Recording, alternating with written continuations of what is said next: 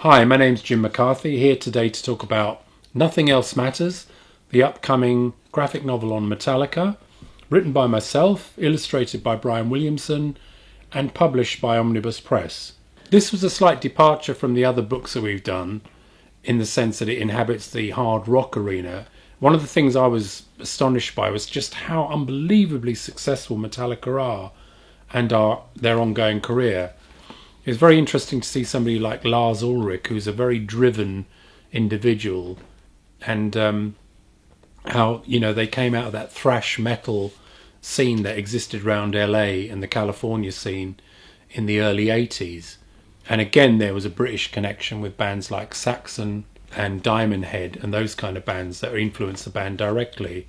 There was also another punk influence. They also were very influenced by the aggression and the direct attitude of the Sex Pistols and the Clash and other bands like that. So there was lots of different influences in the music. Again, it was the right place at the right time beginning. James Hetfield answered an advert in the Recycler magazine, a free kind of newspaper stroke magazine that existed around the Newport Beach area.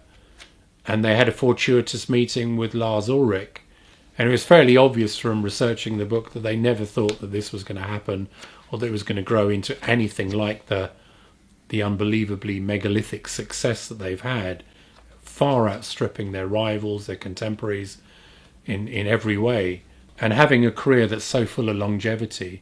Another interesting thing about Metallica, they may be the first band to ever put therapy sessions into a movie. Some Kind of Monster was a good research tool to see how they were operating after James Hetfield went into rehab.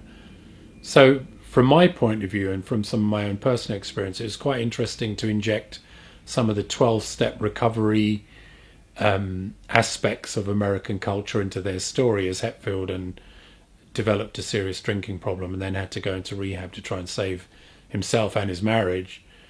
And the rest of the band's reactions to him is outlined very interestingly in this movie, where they actually hire a therapist to come in and oversee sessions with them and the producer Bob Rock. So that film, Some Kind of Monster, was a very good research tool.